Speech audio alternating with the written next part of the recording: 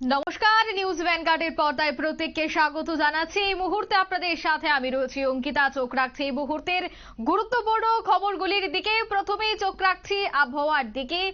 সকালে কুয়াশাচ্ছন্ন আকাশ, তবে বেলা বাড়তেই কিন্তু তাপমাত্রা বাড়ছে। তবে আগামী কয়েকদিনের মধ্যেই জাঁকিয়ে শীত পড়ার সম্ভাবনা জানাচ্ছে আগরতলা হাওয়া অফিস। অন্যদিকে পাহাড়ি অঞ্চল অর্থাৎ উত্তর পূর্ব ছাড়া আরো বেশ কয়েকটি রাজ্যেও কিন্তু জাঁকিয়ে শীত পড়ার সম্ভাবনা এই মুহূর্তে দিচ্ছে আইএমডি। তবে সেই বিষয়ে আরো বিস্তারিত জানবো। টেলিফোন লাইনে যুক্ত হয়ে গেছে প্রতিনিধি সুপ্রীতি মুখার্জি। সুপ্রীতি, রোদের তেজ ধীরে ধীরে কমতে শুরু করেছে এবং সকালে একেবারে কুয়াশার চাদরে মোড়া রাজধানী। তবে সেই ক্ষেত্রে আগামী 24 ঘন্টায় কেমন থাকছে? দেখো, ইতিমধ্যে তোমার তাপমাত্রা অনেকটাই নেমেছে এক লাফে বলতে গেলে। হাওয়া অফিস যেটা জানিয়ে দিচ্ছে তাতে করে তোমার আগামী কিছুদিনের যদি দেখি তাহলে তাপমাত্রার আরো পতন ঘটবে ধীরে ধীরে। এবং শহরের সর্বনিম্ন তাপমাত্রা যেটা আজকের দিনে পরিলক্ষিত তা হচ্ছে স্বাভাবিকের থেকে 2 ডিগ্রি কম রয়েছে। 16.2 ডিগ্রি সেলসিয়াস রয়েছে আজকে সর্বনিম্ন তাপমাত্রা সকালবেলাতে যে ছবি ধরা পড়েছে।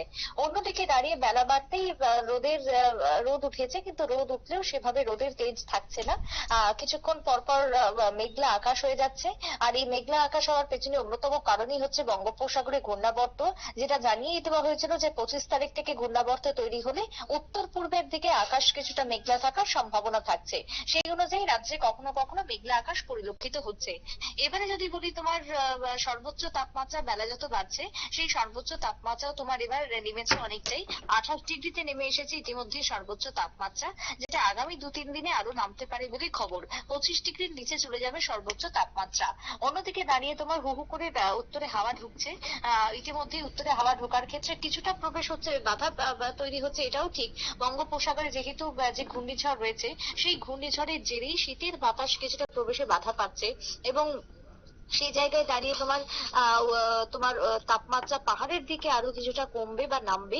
বৃষ্টি এবং কুয়াশার তোমার কবলে পড়তে হবে দেশের বিভিন্ন এলাকাকে। ইতিমধ্যে তোমার উত্তর ভারতের রাজ্যগুলিতে সর্বনিম্ন তাপমাত্রা হ্রাস হচ্ছে ধীরে ধীরে।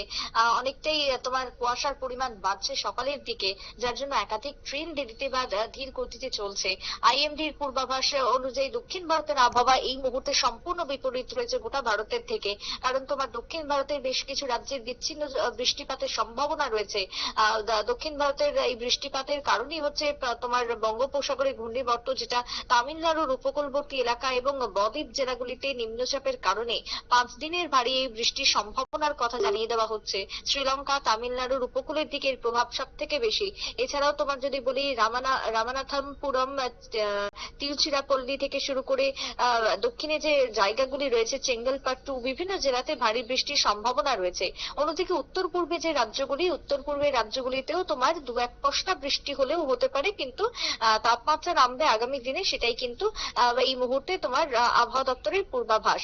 তবে 26 এবং 27 নভেম্বর তোমার কেরল থেকে শুরু করে মাহেতে হালকা থেকে মাঝারি বৃষ্টি হবে। বজ্রপাতের সম্ভাবনাও থাকছে 26 এবং 27 নভেম্বরের জন্য দক্ষিণে। এছাড়াও তোমার যদি বলি 28 নভেম্বর থেকে বিচ্ছিন্ন স্থানে ভারী বৃষ্টি বা ভারী বর্ষণ হবে। 29 এবং 30 নভেম্বর বিচ্ছিন্নভাবে বৃষ্টিপাত হতে পারে দক্ষিণের রাজ্যগুলিতে। তাই এই যে নভেম্বর মাসটা কেটে গেলে ডিসেম্বরের 1 তারিখ থেকে আবহাওয়ার একেবারেই বদল হয়ে যাবে।